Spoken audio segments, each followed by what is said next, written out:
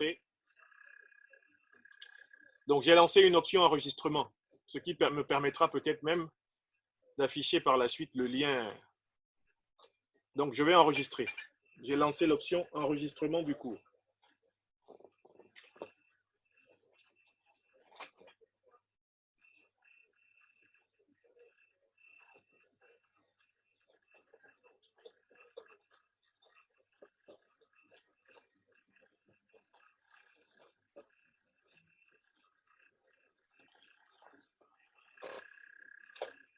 OK.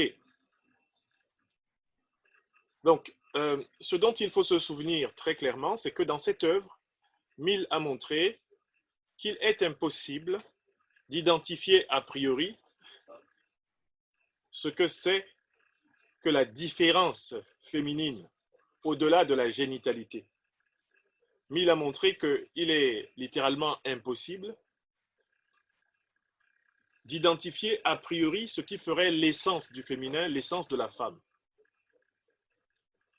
Pourquoi? Parce que lorsqu'on commence à observer ce que c'est qu'une femme, c'est toujours à l'intérieur d'une société où la femme a déjà été définie par l'ordre dominant masculin.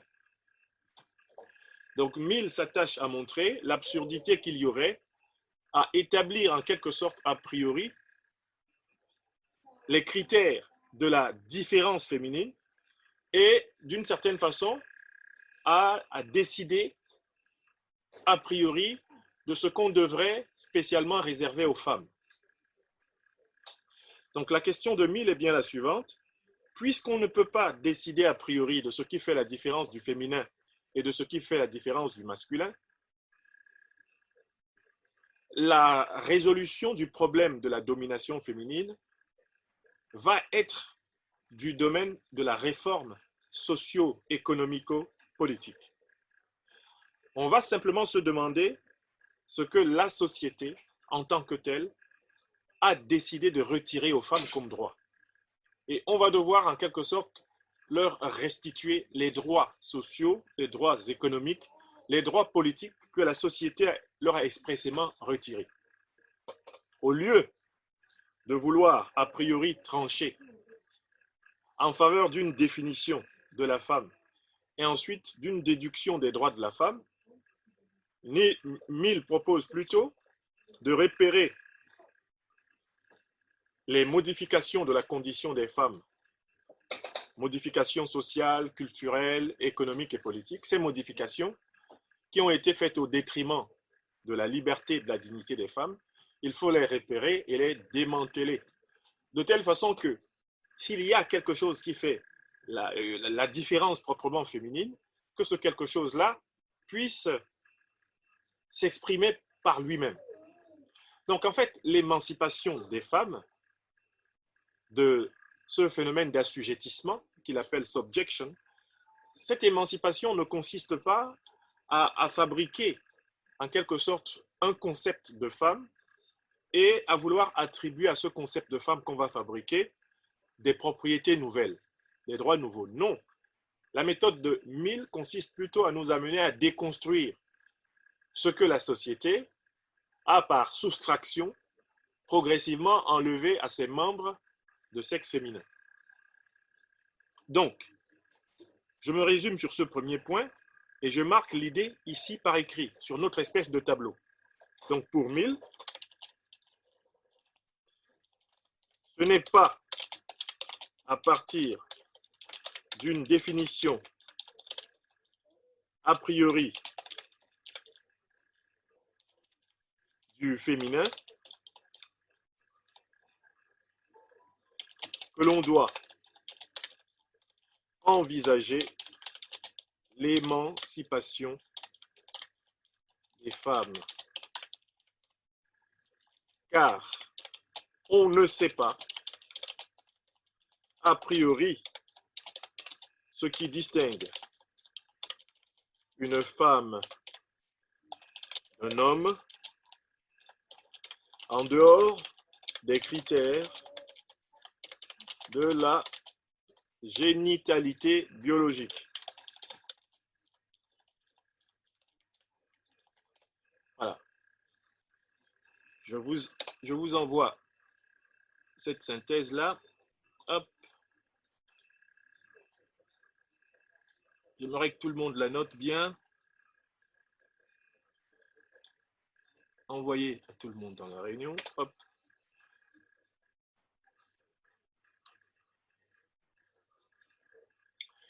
Donc, c'est important de bien noter que pour Mill, ce n'est pas à partir d'une définition a priori du féminin que l'on doit envisager l'émancipation des femmes, car on ne sait pas a priori ce qui distingue une femme d'un homme, en dehors des critères de la génitalité biologique. En fait, Mill soupçonne la société de domination masculine de tenter, éventuellement encore une fois de plus, de fabriquer une définition appauvrissante de la femme qui permettrait de lui attribuer des droits menus, des droits sociaux, économiques, culturels, politiques, eux-mêmes aussi réduits que la définition que les hommes vont fabriquer. Donc pour Mill, la véritable démarche d'émancipation, elle va consister en autre chose. On ne va pas élaborer une définition a priori de la femme, ensuite attribuer à partir de cette définition des droits. Bien au contraire, pour Mill, il faut simplement, en quelque sorte, reconstituer ce qu'on peut appeler une position originelle, reconstituer un degré zéro, même s'il peut être un degré zéro imaginaire, en déconstruisant toutes les privations et toutes les violations, tous les abus de droit dont les femmes ont été l'objet. Donc en fait, il faut simplement regarder dans la société anglaise, dans la société occidentale de cette époque-là, il faut regarder ce qui a été conservé pour les hommes comme droits sociaux, droits culturels, droits économiques et droits politiques. Il faut bien regarder cela et rétrocéder exactement les mêmes droits aux femmes. Donc la méthode est plutôt celle de la déconstruction et de la rétrocession des droits. Je marque ces deux mots ici. La méthode de Mill, la méthode d'émancipation, est celle de la déconstruction des violations des droits des femmes, la déconstruction des violations des droits des femmes et la rétrocession des droits volés à ces femmes.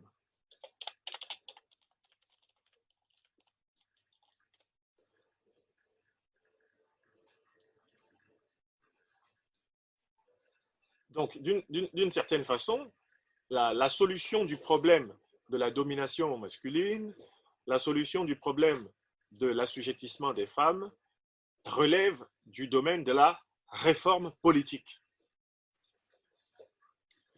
Donc, d'où la nécessité de la réforme politique.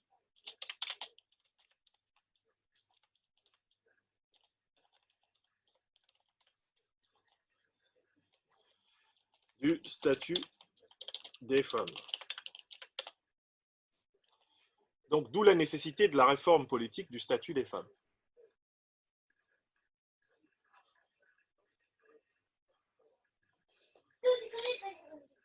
Alors, maintenant, du coup, il y a un problème. Un premier problème qui se pose à John Stuart Mill à la fin de ce deuxième chapitre de l'œuvre, c'est par où commencer cette réforme politique du statut des femmes. Par où faut-il commencer pour être sûr d'être installé dans la structure même de la discrimination contre les femmes et à partir de là, de pouvoir les rétablir dans les droits qui leur ont été volés. Mill formule une hypothèse, c'est qu'il existe dans la société une institution qui condense les spoliations des femmes dans le 19e siècle de son temps, dans l'Angleterre de son temps.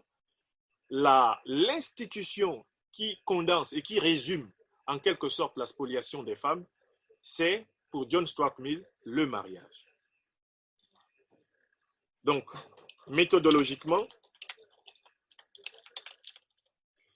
Mill pense que c'est la réforme du mariage qui est la clé de voûte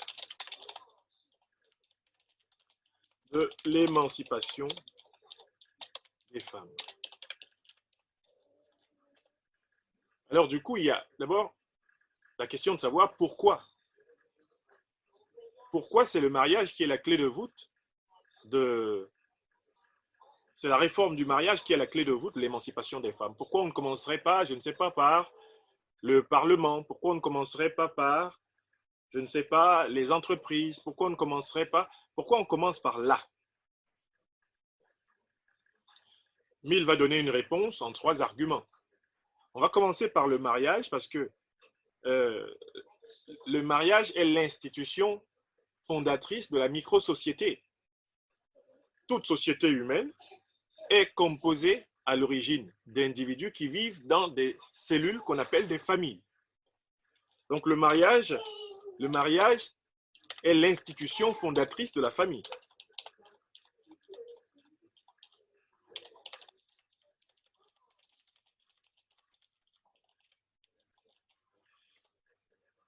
Le mariage est l'institution fondatrice de la famille,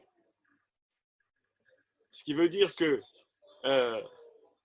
le mariage est quelque part l'institution fondatrice de l'ordre et de la relation masculino-féminine. Le mariage est l'institution qui organise la relation du masculin et du féminin, puisque c'est le mariage qui est l'institution qui fonde la famille. Alors, quelles sont les conditions de mise en œuvre du mariage? Il y a 2 conditions de mise en œuvre du mariage, il y a 2 institutions, finalement 3. Mill va identifier 3 qui président au mariage. La première institution, les premières institutions sont les coutumes familiales, les coutumes tribales, les coutumes ethniques, les coutumes communautaires. On ne se marie pas de la même façon d'une tribu à une autre, d'une ethnie à une autre, d'une communauté à une autre. Donc, on peut dire que le mariage est une institution d'origine coutumière. D'ailleurs, dans de nombreux peuples du monde, cette forme de mariage est encore conservée. On parle de mariage coutumier. Dans pas mal de pays du sud du monde, comme par exemple l'Afrique, il existe un mariage coutumier qu'il ne faut pas confondre avec le mariage religieux et qu'il ne faut pas non plus confondre avec le mariage civil. Donc, du coup, nous avons 3 institutions qui organisent le mariage.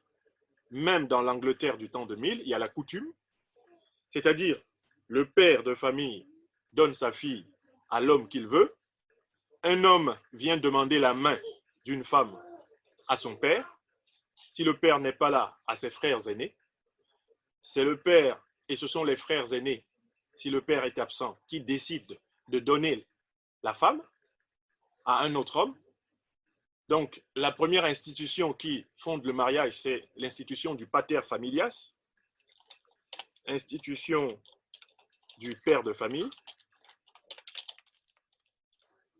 Et cela donne le mariage selon la coutume. Cela donne le mariage selon la coutume. Et le mariage selon la coutume, c'est en réalité le mariage sous domination patriarcale. Le mariage sous domination patriarcale. Donc, on a cette première institution. Dès lors qu'on sait que c'est le père qui décide de donner sa fille et que la négociation, alors, Cardiata est venue, j'admets Cardiata. Ok, est-ce que Cardiata a pu entrer? Cardiata, vous allez avoir... Oh, très bien. Cardiata, n'oubliez pas de cliquer sur votre micro. Ok, c'est parfait. Je crois qu'elle nous entend bien. Donc, nous analysons ensemble d'abord la première institution.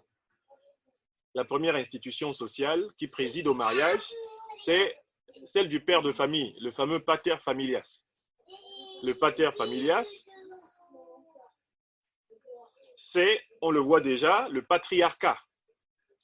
La coutume est que ce soit le père qui donne sa fille en mariage à un homme.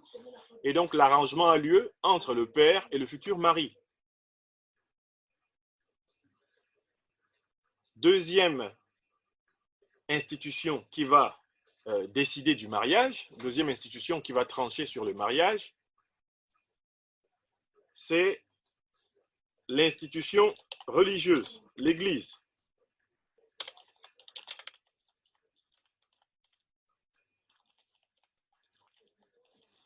Et là encore, on va tomber sur un personnage extrêmement masculin. Qui est à la tête de l'Église? Celui qui est à la tête de l'Église, en particulier donc de l'Église chrétienne, l'Église catholique, c'est le pape. Je rappelle que le pape est toujours un homme. Le pape est toujours un homme. Et que l'Église est dirigée par les hommes.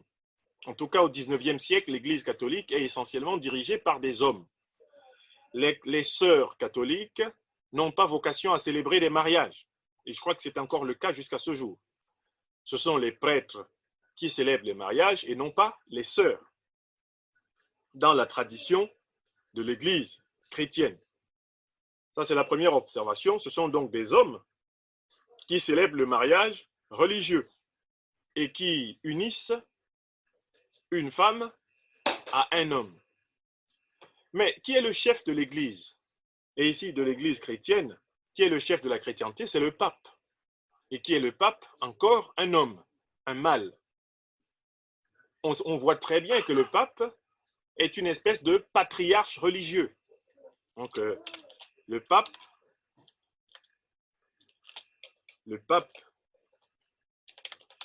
est donc comme le père de la famille chrétienne terrestre. Le père terrestre de la famille chrétienne.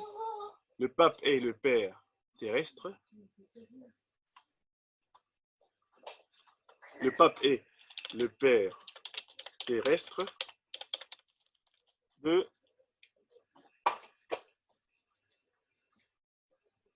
la famille chrétienne.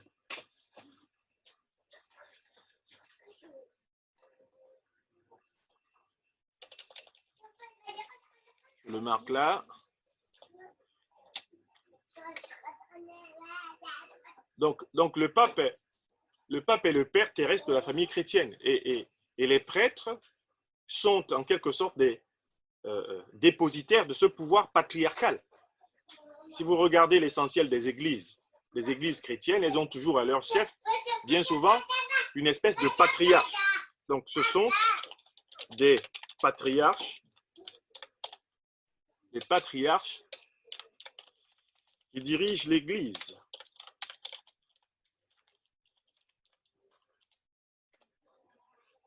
Et Mill fait remarquer que dès lors que ce sont des patriarches qui dirigent l'Église, on a exactement dans l'institution religieuse la même structure que dans l'institution familiale.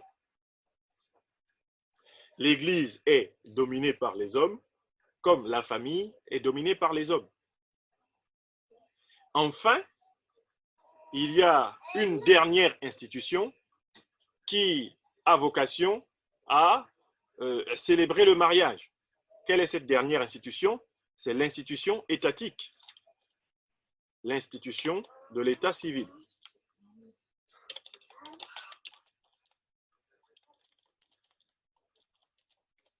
Et là, Mill a la particularité d'observer que bien que l'Angleterre soit l'un des rares pays au monde à accepter l'idée qu'à son sommet, il y ait éventuellement une femme, c'est-à-dire une reine, eh bien, la société anglaise en tant que telle, quant à elle, est restée profondément patriarcale. Autrement dit, Mill nous invite à ne pas nous laisser abuser par le fait que les Anglais laissent des femmes accéder à un certain nombre de fonctions honorifiques, soit par la tradition, c'est le cas dans la famille royale, soit en quelque sorte par l'exception. C'est parfois le cas à la tête d'un certain nombre d'institutions.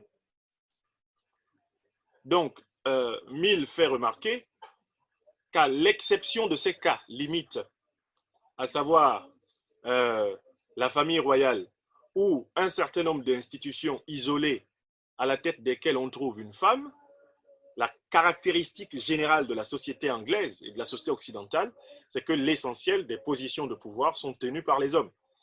D'ailleurs, la reine d'Angleterre, à la limite, elle règne, mais elle ne gouverne pas. Freud devait le remarquer de manière intéressante plus tard lorsqu'il décrivait les relations entre la conscience et l'inconscient. Il disait la conscience règne mais ne gouverne pas, pensant aux rois et aux reines d'Angleterre. On est au 19e siècle, la révolution anglaise a déjà eu lieu. La reine joue jusqu'aujourd'hui une fonction, elle a une fonction purement honorifique. Mais la société anglaise et la société occidentale en général est une société dont l'essentiel des fonctions névralgiques eh bien, est contrôlé par des hommes. Donc, Mill en déduit que l'état civil lui-même est par définition patriarcal. Et il va donner pas mal d'éléments en ce sens.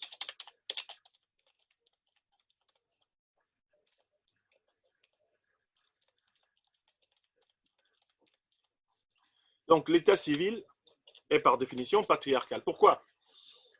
Parce que l'acte de mariage dans l'Angleterre du 19e siècle est un acte d'appropriation de la femme par l'homme. L'acte de mariage est très clairement un acte d'appropriation de la femme par l'homme.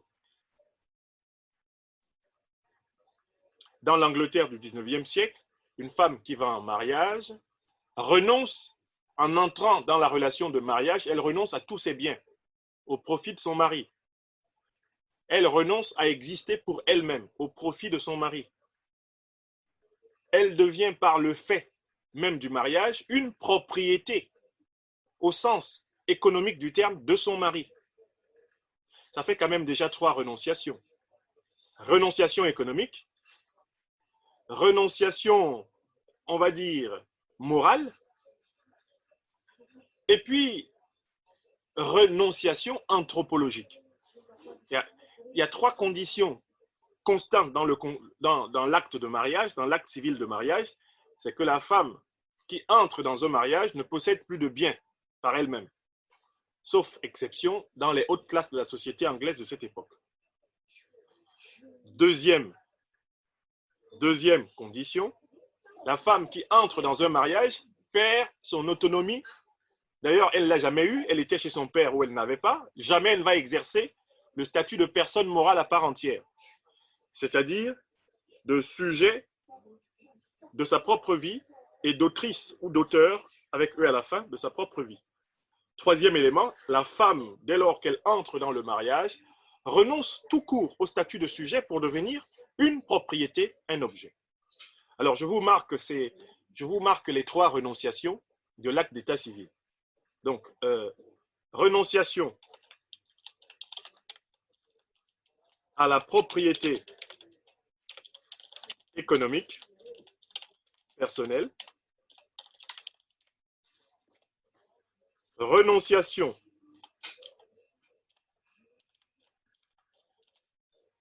à l'existence comme personne morale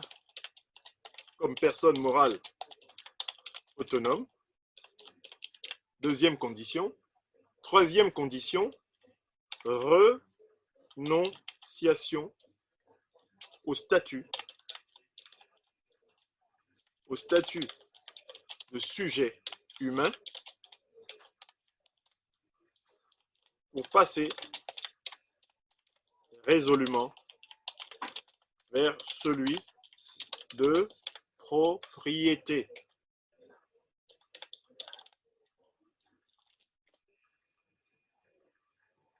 Donc, en réalité, l'institution du mariage est faite, pour ainsi dire, elle est littéralement faite pour maintenir les femmes la tête dans l'eau.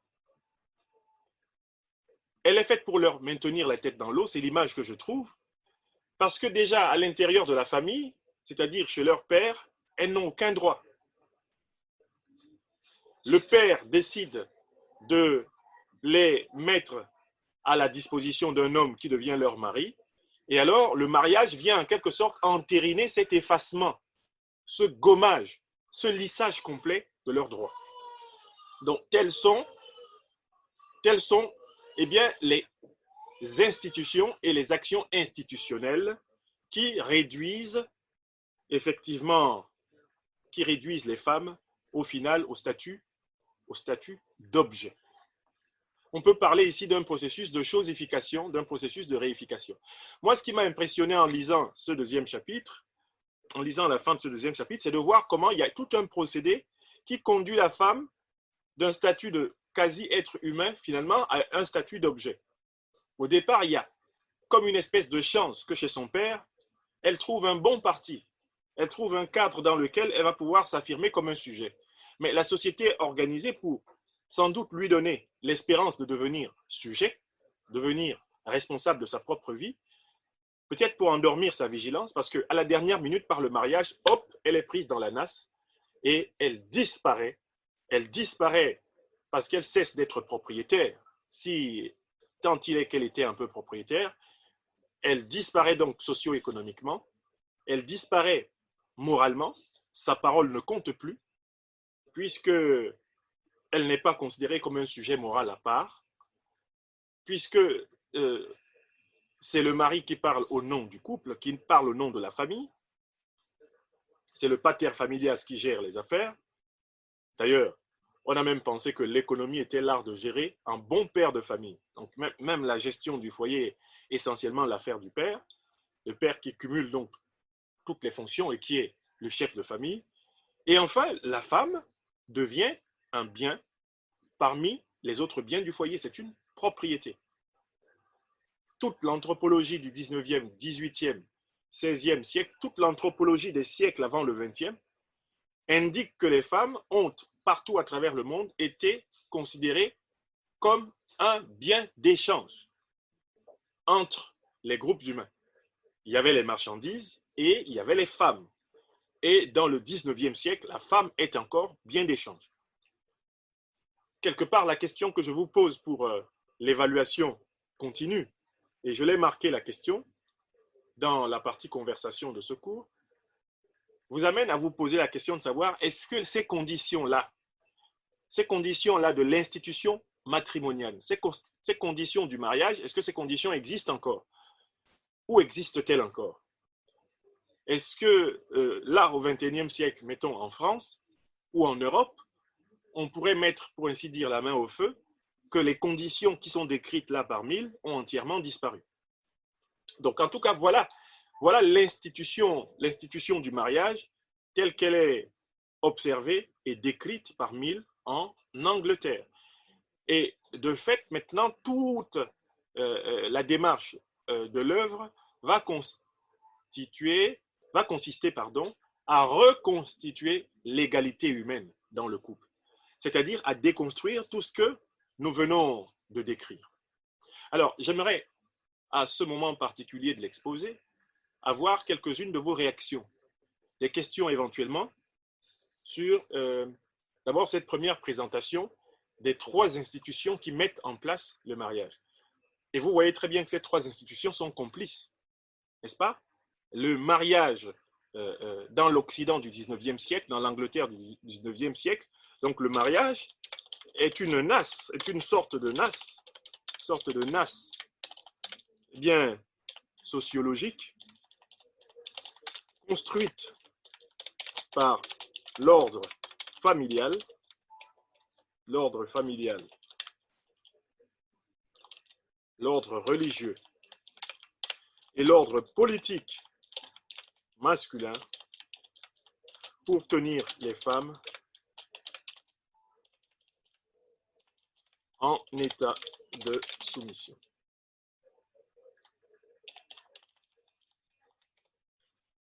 C'est-à-dire, en fait, c'est une espèce de nasse, c'est une espèce d'entonnoir vers lequel on les conduit presque toutes.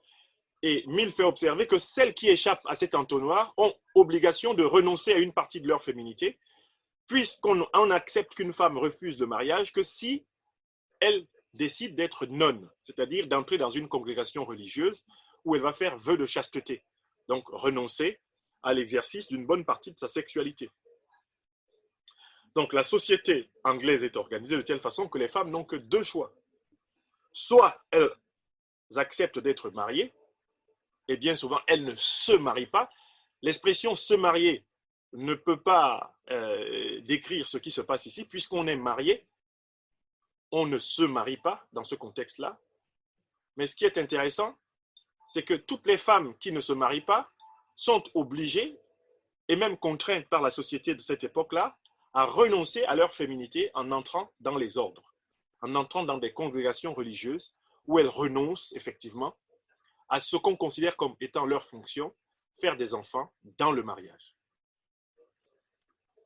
Donc, au niveau de cette organisation, au niveau de cette infrastructure, de cette superstructure, la manière dont tout cela est fait, est-ce que vous auriez des questions à poser, des observations à soulever? J'aimerais ici lire quelques-uns de vos commentaires ou quelques-unes de vos questions. Et j'imagine que vous m'entendez toujours bien. Voilà, écrivez vos observations, écrivez vos réactions, avant qu'on ne passe à la suite. Alexia n'a pas de questions.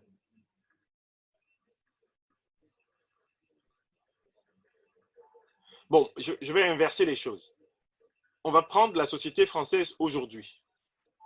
Qu'est-ce qui reste, à votre avis, concernant, mettons, la société française que nous sommes tous capables d'observer? Qu'est-ce qui reste de ces trois structures du mariage? Qu'est-ce qui reste de ces trois structures institutionnelles du mariage que Mill décrit au XIXe siècle, à votre avis? Parce que ça peut être intéressant d'observer le présent au regard de ce passé. Premièrement, j'espère que vous avez observé que le mariage religieux est toujours là. Question à la classe, est-ce que le mariage religieux chrétien est toujours presque essentiellement un mariage patriarcal?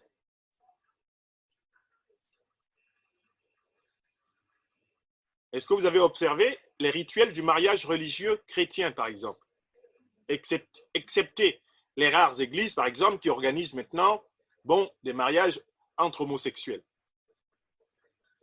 Mais est-ce que vous avez déjà observé le mariage religieux chrétien ou le mariage religieux musulman ou le mariage religieux juif?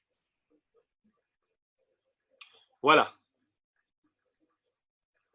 Donc, bien sûr, la religion ne s'applique plus à tous ceux qui sont athées et qui ne recourent pas à ce mariage. Mais quand il y a mariage religieux aujourd'hui, est-ce que vous avez l'impression que la structure patriarcale du mariage religieux a été démantelée?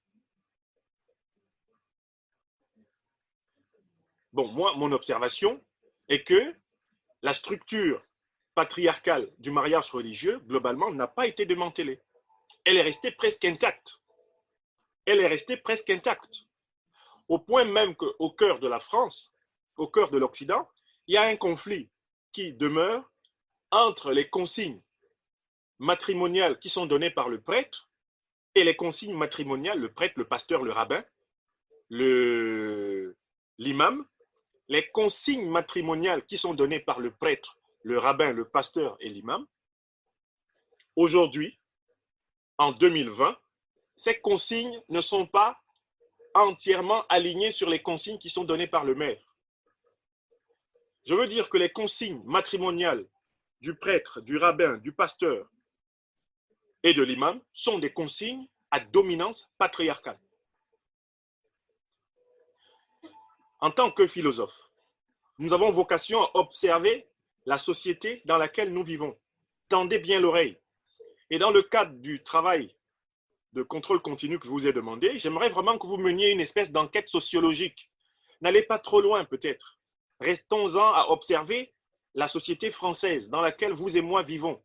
Et je voudrais voir dans votre travail de philosophe que vous êtes capable de voir ce qui se passe autour de vous et de le rapporter à la réflexion de John Stuart Mill au XIXe siècle, dans la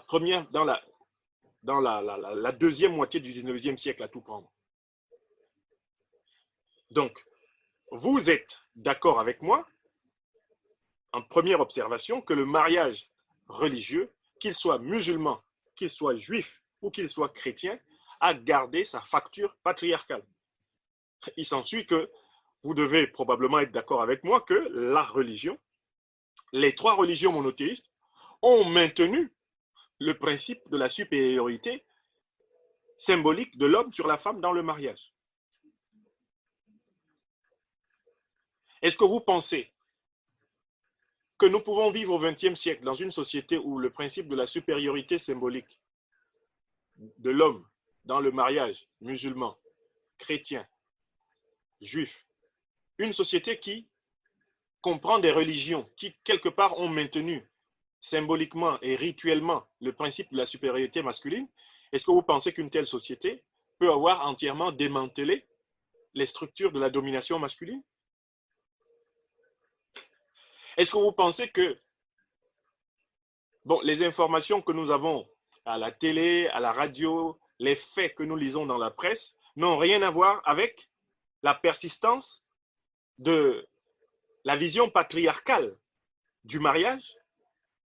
Est-ce que vous pensez vraiment que tout ce qu'on voit à la télé, tout ce qu'on voit à la radio, tout ce qu'on entend, tout ce qu'on vit n'a rien à voir avec cette structure?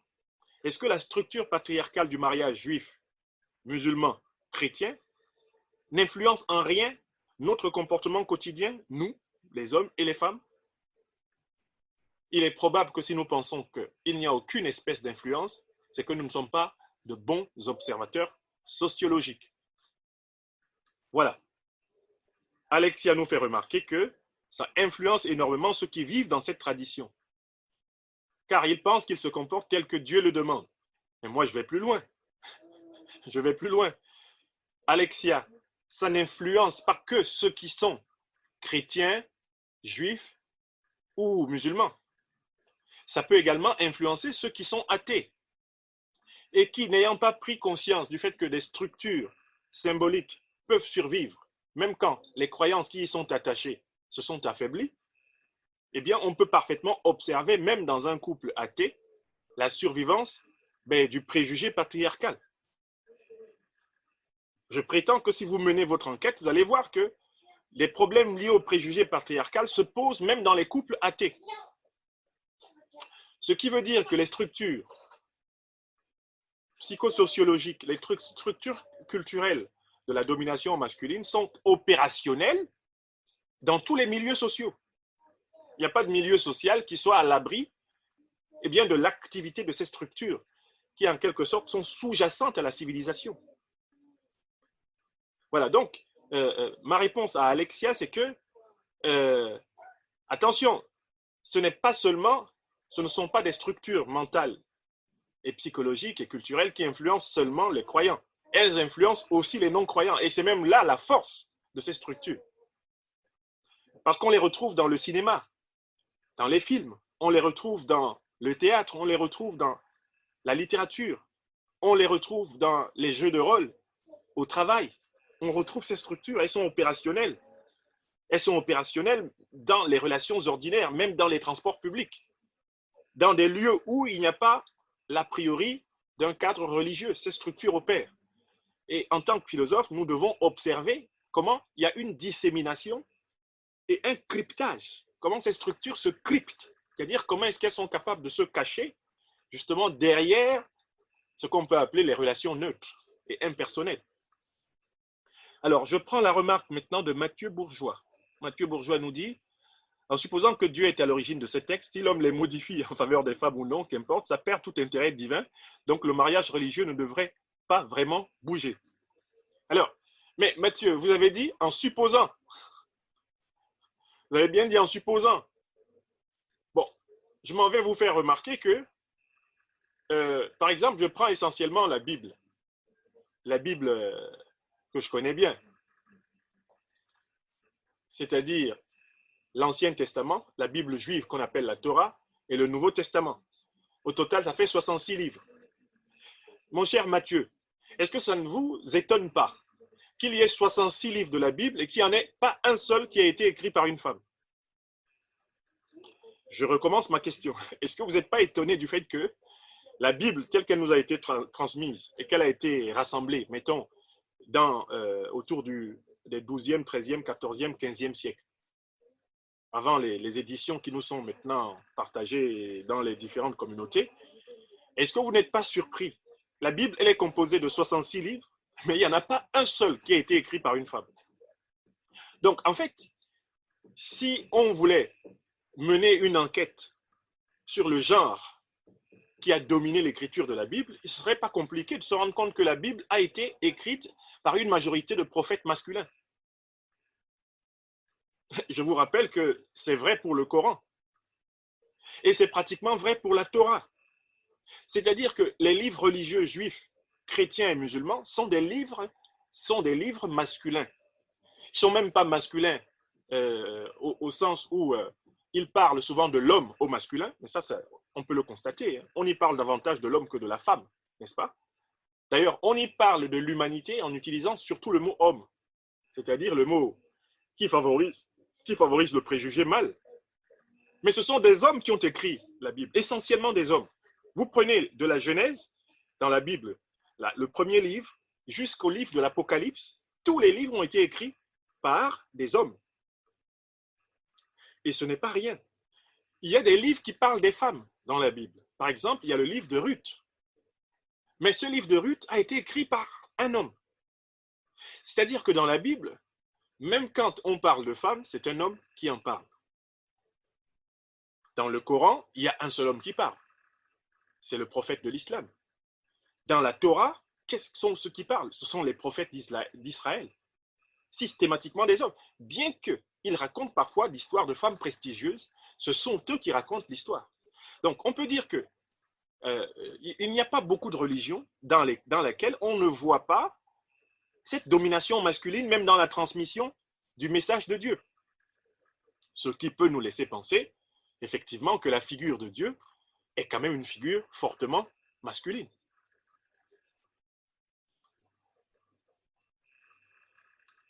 Alors, donc je lis d'autres remarques. Super, voilà, vous réagissez là. Super. Ah oui, alors Amandine fait remarquer que c'est toujours un homme qui présente le mariage. Oui, oui, c'est bizarre. Hein. Alexia, non, alors d'accord. Il y a eu. Qui d'autre nous a fait une remarque? Je veux prendre toutes les remarques. Thibaut Eloane, aujourd'hui, alors que dit Alexia? Mais pourrions-nous dire que c'est à cause du fait que l'Église et l'État furent liés autrefois? Mais bien sûr, Alexia, votre remarque est fondée. Écoutez, à la base, le mariage n'était pas une institution de l'État civil. L'État civil ne célébrait pas les mariages. Le mariage était une institution coutumière et une institution religieuse. Le mariage à l'État civil est beaucoup plus récent dans l'histoire de l'humanité.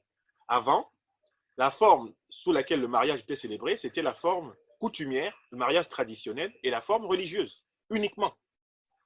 C'est avec le processus de laïcisation des États, la séparation de l'Église et l'État, qu'on a créé un rituel civil du mariage. D'ailleurs, allez sur Internet, regardez le texte du serment de mariage à la mairie en France, vous allez vous rendre compte que c'est un copier-coller du texte du serment de mariage à l'Église. Simplement, on a remplacé Dieu, on a remplacé le Christ par l'État, la Constitution, la loi.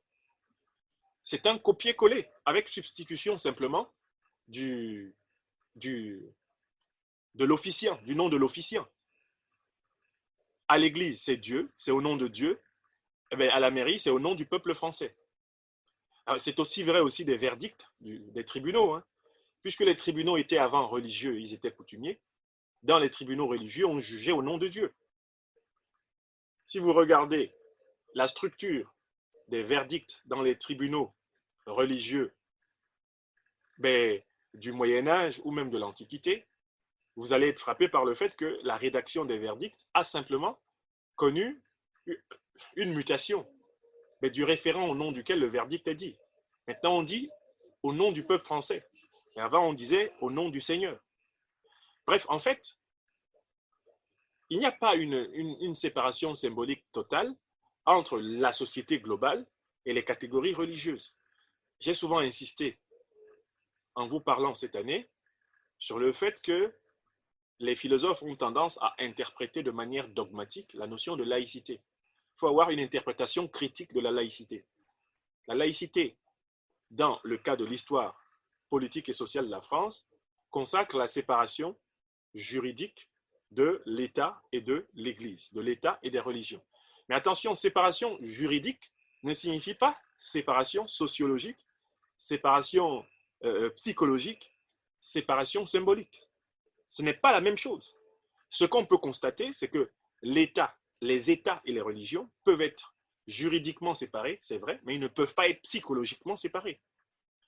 Ils ne peuvent pas être sociologiquement séparés. Ils ne peuvent pas être symboliquement séparés. Ils s'empruntent des choses mutuellement. Une bonne partie du protocole d'État, du protocole des républiques par exemple, est issue du protocole des religions. Si vous avez eu le temps d'observer les grandes cérémonies civiles, les grandes cérémonies étatiques, les grandes cérémonies républicaines, vous serez frappé de l'extraordinaire ressemblance qu'il y a entre elles et les grandes cérémonies religieuses, dont elles sont en réalité inspirées. Vous regardez bien le salut aux couleurs, le lever de couleurs, le salut au drapeau. Vous voyez les postures des gens lorsqu'on chante l'hymne national.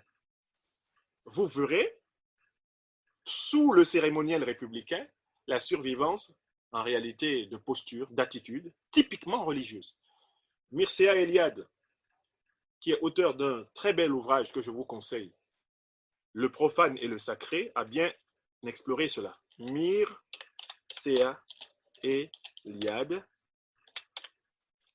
Le profane, c'est un joli petit texte qui éclaire magnifiquement ce dont nous parlons. Mircea Eliade, le profane et le sacré. Oula, je l'ai envoyé à tout le monde, oui, tout à fait.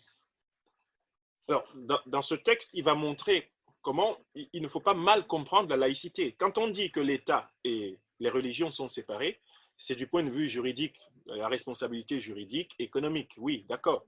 Mais attention, ils ne sont pas séparés sociologiquement. Ce n'est pas possible, puisqu'il y a des chrétiens qui sont députés, qui sont sénateurs, qui sont ministres, ou qui peuvent être présidents de la République, ou qui peuvent être maires. Il y a des musulmans, il y a des juifs. Bref, les acteurs politiques sont de plusieurs religions. Donc, il ne peut pas y avoir séparation sociologique entre l'État et la religion. Ce n'est pas possible. Voilà déjà une séparation impossible. Donc, la laïcité, mal compris, signifierait que lorsque je vais enseigner à la fac, si je suis chrétien, je cesse d'être chrétien. Je ne cesse pas d'être chrétien quand je vais à la fac. Ce n'est pas vrai, vous le savez. Si vous êtes chrétien, vous ne cessez pas de l'être parce que vous êtes étudiant en philo. Vous l'êtes toujours. Mais lorsque vous venez au cours de philo, vous privilégiez le mode d'argumentation, le mode d'expression qui correspond au cadre d'un cours de philosophie. Mais vous ne cessez pas pour autant d'être chrétien ou musulman ou, je ne sais, athée. Même quand vous assisteriez à un cours consacré à l'étude des preuves de l'existence de Dieu, ça n'empêche pas que vous continuez d'être athée. Donc, je donne bien cet exemple pour que tout le monde comprenne qu'il ne faut pas tomber dans l'illusion d'une séparation absolue entre le monde religieux et le monde profane, le monde civil. Il n'y a jamais eu de séparation absolue. Nous vivons imbibés, enchevêtrés, imbriqués dans des choses très religieuses. Et ça me rappelle un deuxième titre que je vous conseille, un livre qui est vraiment très, très instructif de ce point de vue. C'est un livre de quelqu'un qui s'appelle, je ne sais pas si vous le connaissez, René Girard. Il a écrit des choses cachées depuis l'origine du monde. Voilà, c'est aussi un très beau livre.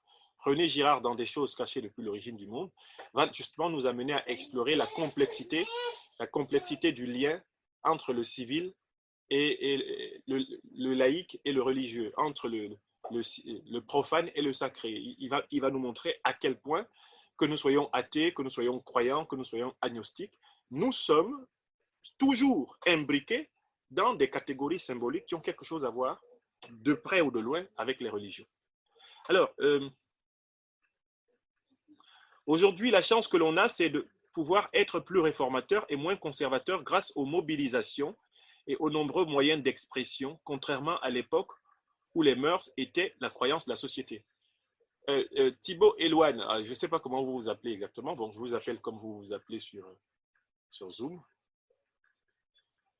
Mais ce que vous dites est vrai, effectivement, dans certaines sociétés et pas dans d'autres. Il y a des sociétés du monde où on n'a pas cette chance. Il y a des sociétés du monde où un cours comme celui-ci ne serait même pas autorisé. Il ne serait même pas au programme d'une université. Bon, vous ne pouvez pas donner un cours comme celui-ci, par exemple, dans des sociétés dominées par des fondamentalistes religieux. Vous ne pouvez pas.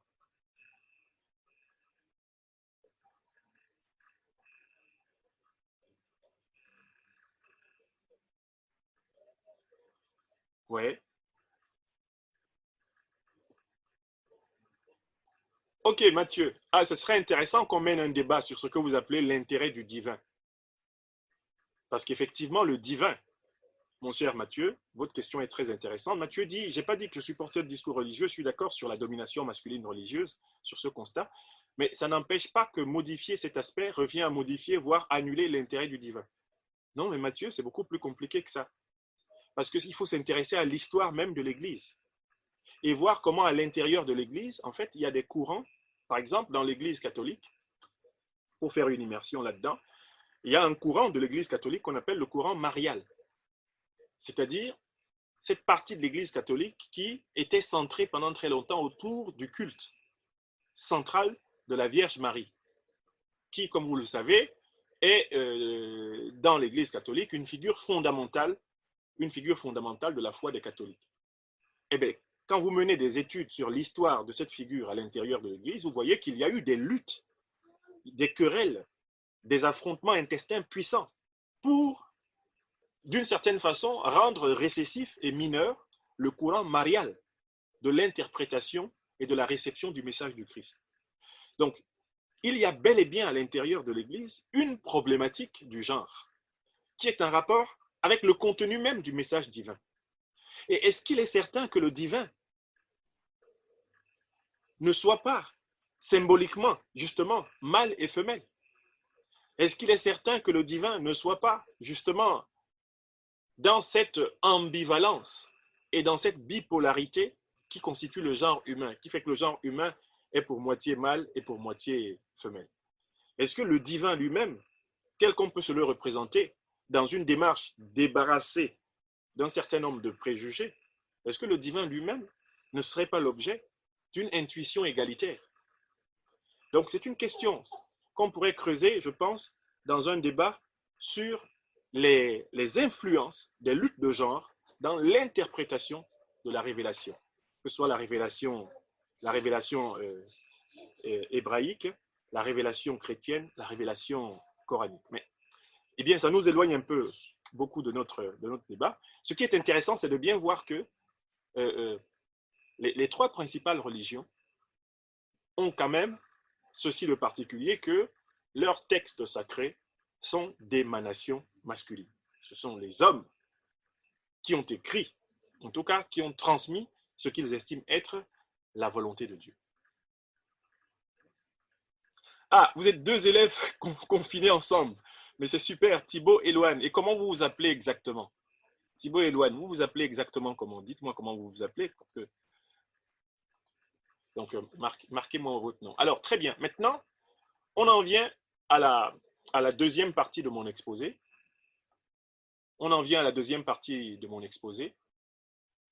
Là, je voudrais parler donc de la déconstruction par mille de cette institution que nous venons de décrire, de cette triple institution matrimoniale du mariage, en vue de restituer les femmes, pour ainsi dire, à la liberté. Je crois que c'est un exercice qui n'est pas extrêmement difficile. Nous pouvons le faire aisément ensemble. Est-ce que vous m'entendez toujours bien? Je m'inquiète de savoir si vous m'entendez. Ok, ok, merci, merci. Merci de me rassurer que je ne parle pas. Ok, donc on passe à la deuxième et dernière partie de notre cours aujourd'hui.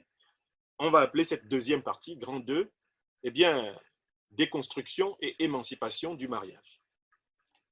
Donc, c'est un peu la deuxième partie. La première partie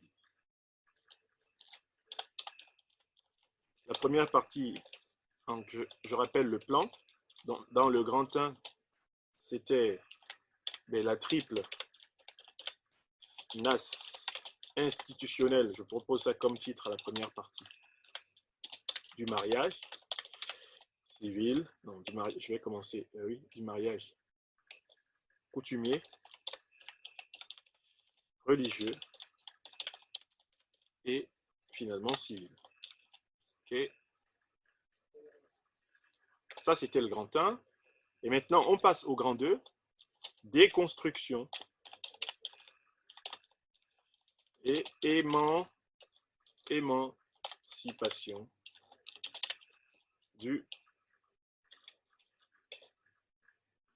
du mariage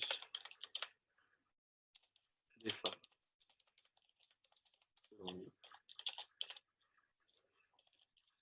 Alors, donc nous en sommes à cette deuxième et dernière partie du cours aujourd'hui. Déconstruction et émancipation du mariage des femmes selon Mill.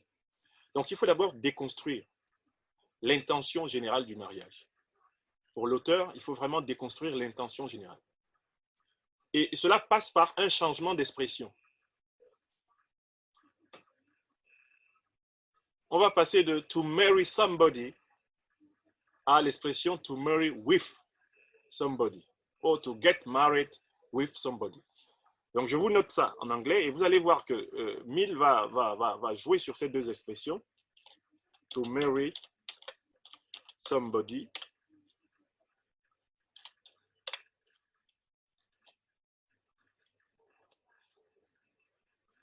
et to get married with somebody.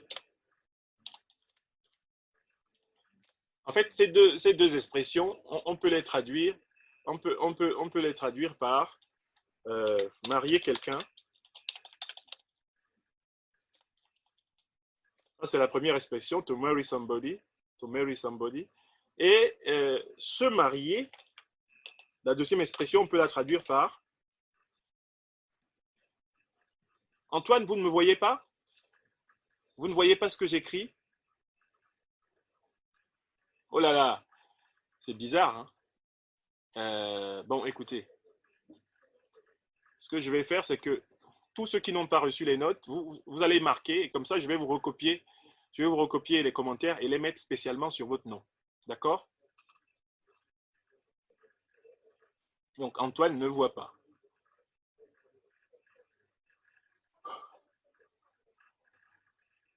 Mais Cardiata, je vois votre message.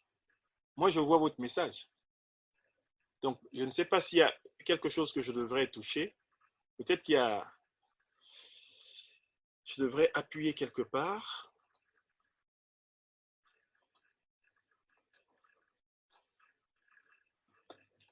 Hop. OK. En fait, vous ne voyez pas mes messages? Personne ne voit mes messages? Mathieu, vous ne voyez pas mes messages? Rassurez-moi là. J'ai quand même écrit pas mal de messages.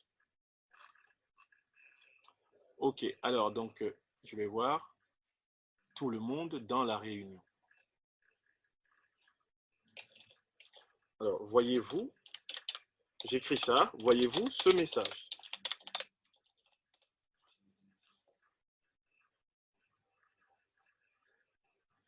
Là, vous voyez? Ok. Bon, je vais de nouveau copier ce que j'ai collé. Je vais me copier ça.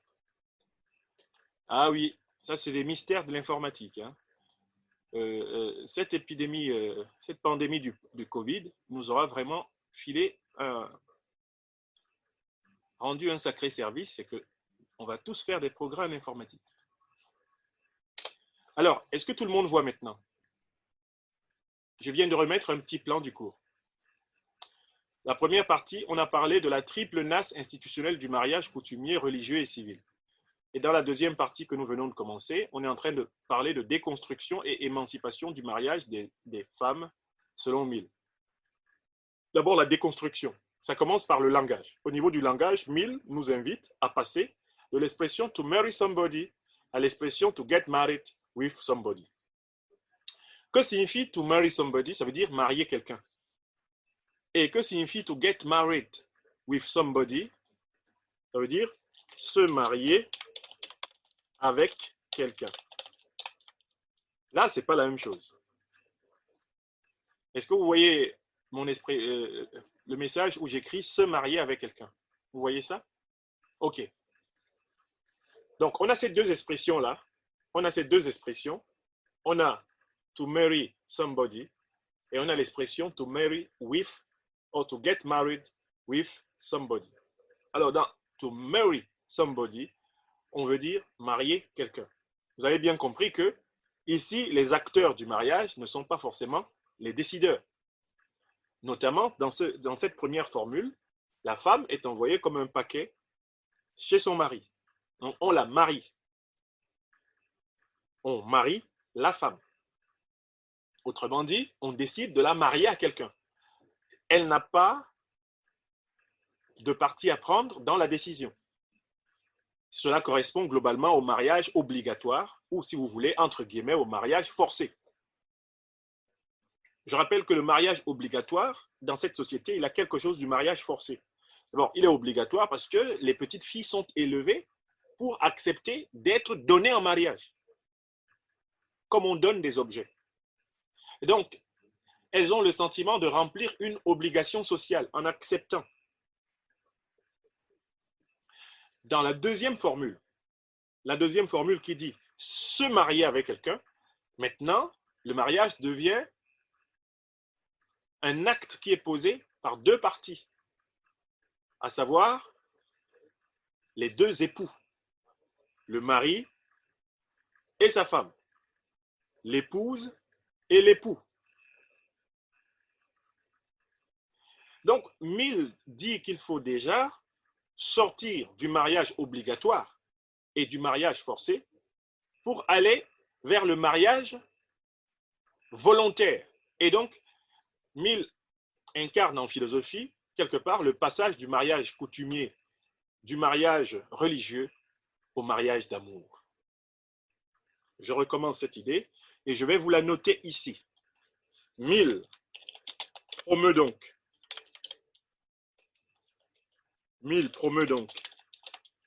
en philosophie la légitimité du mariage d'amour et conteste celle des mariages autoritaires, coutumiers et religieux.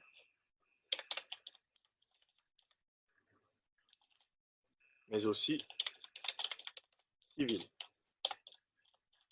Donc en fait, Mill conteste le fonctionnement des trois institutions. Est-ce que vous avez reçu ma note? Mill promeut donc en philosophie la légitimité du mariage d'amour et conteste celle des mariages autoritaires, coutumiers et religieux, mais aussi civils. Les trois institutions sont contestées. Parce que ces trois institutions marient les femmes, mais ne laissent pas les femmes se marier. Donc il faudrait que les femmes soient en mesure de se marier. Donc le mariage devrait cesser d'être la décision d'une famille à propos d'une femme, la décision d'une autorité religieuse à propos d'une femme, ou la décision d'une autorité politique à propos d'une femme. Le mariage doit cesser, selon Mill, d'être dépendant, tributaire de la décision d'une autorité. Il faut, pour qu'il y ait mariage, eh bien, qu'il y ait désormais contrat. Qu'est-ce qu'il introduit donc ici? Quelle est la catégorie pour déconstruire le cadre du mariage coutumier, du mariage religieux et du mariage civil autoritaire? Mill introduit Stuart Mill, parce qu'il ne faut pas le confondre avec son père. Son père s'appelait James Mill. Il introduit la catégorie du contrat. Donc pour Mill, le mariage ne doit plus être décidé par le père de famille. Le mariage ne doit plus être décidé par l'autorité religieuse, le prêtre, le rabbin, le pasteur, l'imam, ce ne sont pas eux qui doivent décider du mariage. Pour Mill, le maire, le gouvernement ne doit pas décider du mariage.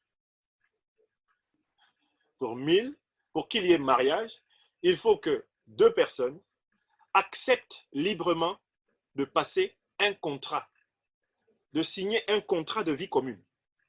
Donc, en fait, le présupposé du contrat, qu'est-ce que c'est? On continue la déconstruction. Le présupposé du contrat, c'est donc l'égalité de l'époux et de l'épouse. Le présupposé du contrat de mariage, c'est l'égalité stricte de l'époux et de l'épouse. Voilà. Donc, en fait, si vous vous en rendez bien compte, pour Stuart Mill, il faut produire l'égalité citoyenne qu'on veut au niveau de la société globale, au niveau de l'État, au niveau de la nation, au niveau du pays. Cette égalité-là, il faut commencer par la mettre en œuvre à l'intérieur de la cellule créatrice de la société qu'est la famille. Par conséquent, il faut que le mariage lui-même soit un acte égal. Et pour Mill, un véritable mariage sera donc toujours un mariage réciproque. Le mariage devient une institution de la réciprocité. Est-ce que vous avez pu lire ma petite note? Stuart Mill introduit la catégorie du contrat. Le présupposé du contrat de mariage, c'est l'égalité stricte de l'époux et de l'épouse. C'est bon? Tout le monde lit ça? Ok, super. Donc, on continue ici. C'est donc la liberté de conscience qui devient, avec celle des sentiments, le fondement de l'engagement matrimonial.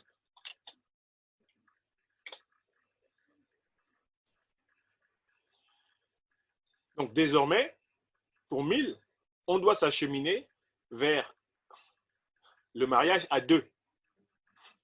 Il y a deux personnes qui se marient. Ce n'est pas la famille qui décide du mariage de la fille. Ce n'est pas le mari qui décide du statut de l'épouse. Désormais, ce sont les deux fiancés qui décident des conditions de vie dans leur couple. Et de ce point de vue, Mill est vraiment l'un des penseurs les plus révolutionnaires. Parce que vous vous rendez compte, il pense ça dans les années 1850, 1860 à tout prendre. Et pratiquement jusque dans les années 50, jusque dans les années 70, par exemple, en droit français, ça ne sera pas encore reconnu. Puisque c'est pratiquement à la fin des années 70 que les femmes vont cesser d'être considérées comme étant en obligation d'aller en mariage pour faire des enfants. Et même que les femmes vont avoir le droit de contrôler leur fécondité. C'est à la fin des années 70. Donc quand vous calculez les grandes révolutions du droit des femmes à travers l'Europe, quand vous voyez que l'accès au droit de vote, c'est pour certaines, dans la plupart des pays dans les années 40, en tout cas après la Deuxième Guerre mondiale pour les femmes, vous vous rendez compte qu'il aura fallu pratiquement plus de 100 ans pour que certains des droits que Mill est en train d'anticiper là, dans le texte, soient reconnus. Alors, en tout cas, pour revenir à ce que j'étais en train de dire, la déconstruction nous conduit donc, finalement, à ce qu'on peut appeler la commune condition des êtres humains, la liberté de conscience et la liberté des sentiments. Si vous regardez bien ce que Mill a fait là, c'est une méthode de régression vers les principes généraux de l'humanité. Mill, en quelque sorte, remonte des conditions iniques et injustes du mariage actuel, tel qu'il existe actuellement. Mill va remonter, il va faire comme une remontée en arrière, un peu comme s'il retournait à une société primitive, une espèce d'état de nature à la Jean-Jacques Rousseau, qui aurait existé dans un passé imaginaire et où, entre l'homme et la femme, la relation matrimoniale était essentiellement fondée sur la liberté d'engagement et sur les sentiments. Pour Mill, le mariage idéal, c'est le mariage libre, c'est le mariage d'amour, c'est le mariage contractuel. Je le marque ici. Le mariage idéal pour Stuart Mill, c'est donc trois caractéristiques. C'est le mariage libre, le mariage contractuel, le mariage d'amour, faut qu'il y ait de l'amour, sinon ça ne s'explique pas, mais à la limite, c'est tolérable si le mariage est libre, le mariage d'amour et le mariage contractuel.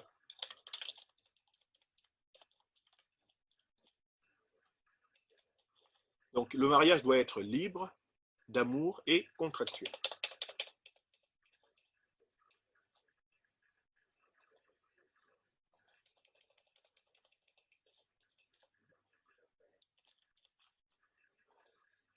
Voilà. Oui, si vous avez une question, vous n'hésitez pas. Hein. Alors donc, une fois que cette déconstruction conceptuelle est faite, une fois que Mill nous ramène à la stricte égalité entre l'homme et la femme, c'est-à-dire une fois qu'il a déconstruit les fondements finalement du mariage coutumier, du mariage civil traditionnel et du mariage religieux, Mill estime que l'homme et la femme librement, qui s'aiment et qui passent des contrats, peuvent décider de la forme que leur mariage va prendre. Par exemple, la femme peut librement confier à son mari la responsabilité de la gestion de l'essentiel des biens du couple. Pour Mill, ce n'est pas injuste. Et ça me permet de revenir un peu vers, je sais pas, j'ai changé tout à l'heure avec Mathieu, je pense.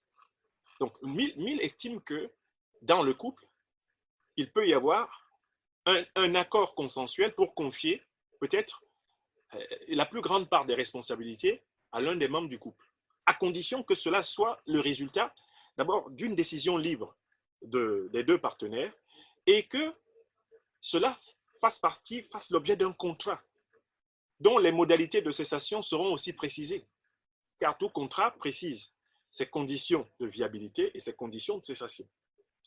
Donc pour Mill, en fait, première hypothèse, la femme et l'homme et la femme, les deux époux, peuvent décider que ce sera l'époux qui gérera l'essentiel des biens de la famille. Ils vont donc mettre en place un système de communauté des biens et le principal gestionnaire de ces biens sera l'époux. Mill dit qu'il y a une deuxième option. Le mari et la femme peuvent décider que ce sera la femme qui sera la principale gestionnaire des biens du couple. Dans ce cas, ils vont mettre en place une communauté des biens avec principal gestionnaire la femme. Et Mill dit que c'est tout aussi viable que de le confier à l'homme, si cela est consensuel. Deuxième hypothèse. Et puis, troisième hypothèse, pour Mill, les deux parties prenantes du contrat de mariage peuvent s'engager à avoir certains biens en commun et certains biens séparés. Par exemple, ils peuvent décider que les biens qui sont acquis pendant la période où le couple était déjà constitué, ces biens coappartiennent, que ces biens fassent partie du patrimoine commun du couple et que tous les biens qui étaient possédés par l'un et par l'autre avant le contrat de mariage demeurent des biens séparés. Cela est aussi une option. Dans tous les cas, Mill dit que le mariage idéal ne pourra plus jamais consister en la dépossession totale de la femme. Avec aucun contrat de mariage qui pose le principe de la dépossession de la femme ne doit être autorisé. Mill va jusqu'à dire qu'on doit interdire aux femmes de dire « j'abandonne tous mes biens à mon mari ». Parce qu'elles peuvent le dire sous un état de suggestion. Elles peuvent le dire sous un état de possession, de domination. Le principe est que cet abandon ne soit nécessaire que si la femme n'a plus à en jouir.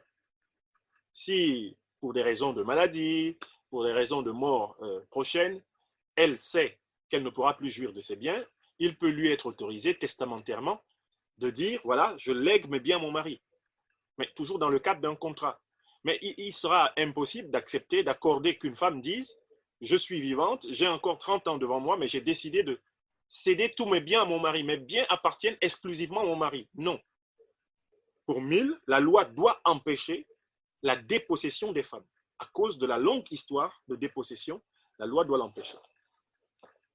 Donc, en fait, finalement, on peut dire que dans cette dernière partie du chapitre 2, ce que Mill met en place, ce sont les conditions du mariage moderne, du mariage contemporain, du mariage en société pluraliste, du mariage en état de droit et en démocratie, du mariage en république. Ce sont ces conditions qui sont pensées par ce penseur original, eh bien, ici, en plein 19e siècle. Déjà, il avait vu qu'il fallait remonter à la condition originelle de l'homme et de la femme, la liberté. Et il fallait laisser s'exprimer librement les sentiments et il fallait contractualiser.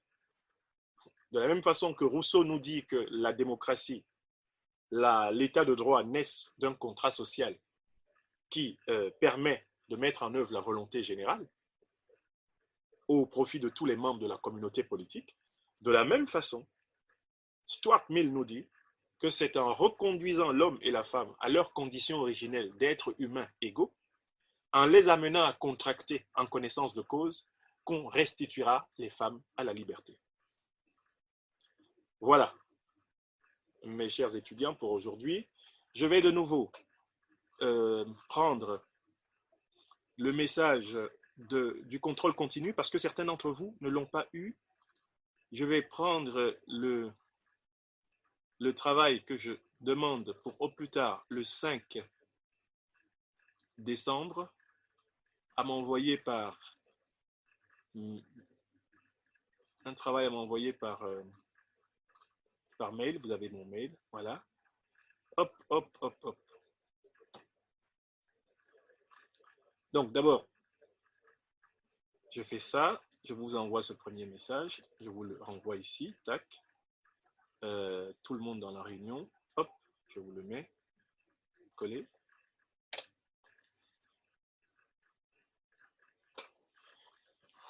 Amandine, faites une dissertation. Comme je veux être sûr que tout le monde travaille vraiment, faites une disserte, il n'y a pas de problème. Mais sachez que globalement, moi, dans cet enseignement, ce que je veux, c'est vraiment que vous vous adonniez à l'habitude de penser avec toute la spontanéité et la force critique dont vous êtes capable. Je ne privilégie pas spécialement dans cet enseignement les normes méthodologiques classiques qu'on vous requiert pour les autres cours, ce qui est légitime. Je ne vous demande pas tout spécialement de me faire des dissertations ou des commentaires philosophiques classiques, mais enfin, je sais que vous êtes philosophe de métier, et donc, du coup, n'hésitez pas à utiliser la méthode qui vous paraît la plus à même de mettre en valeur vos idées. Donc, vous pouvez rédiger ça sous la forme d'une dissertation. Vous pouvez rédiger cela surtout sous la forme d'une réflexion de culture générale. Dans les deux cas, ça me va tout à fait. Alors, je retrouve le texte du devoir de contrôle continu. Voilà, je l'ai retrouvé ici et je le republie pour tout le monde. Avant de partir, assurez-moi que vous l'avez bien reçu. Que chacun me dise, vous êtes là. Vous êtes 9 étudiants. Que chacun me dise qu'il l'a bien reçu. OK.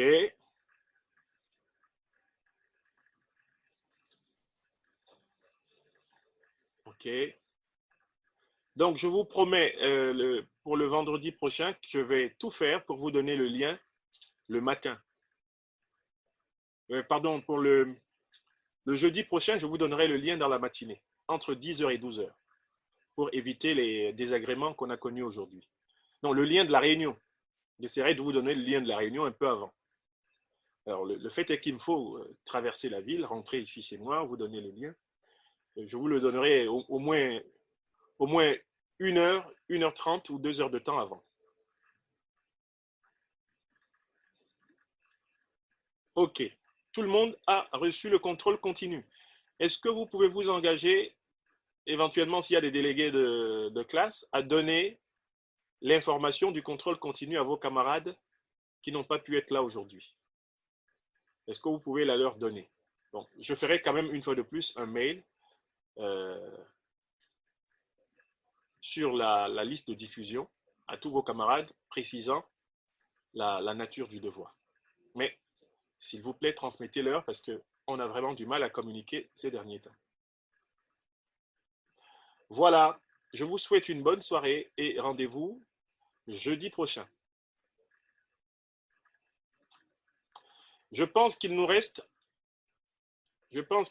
à tout prendre 2 séances. Celle de jeudi prochain et puis une autre qui sera une séance de rattrapage. Il nous reste 2 séances. Celle de la semaine prochaine et puis une dernière qui sera une séance de rattrapage parce que nous en avons manqué. C'est parfait pour tout le monde? Alors finalement, est-ce que c'était fluide? Est-ce que vous m'entendiez comme si j'étais en présence? C'était fluide pour vous? Donnez-moi un feedback sur la qualité. OK. Ah oui, donc ma vieille bécane se débrouille pas trop mal. OK. Très bien. Portez-vous bien et prudence. Ciao, ciao.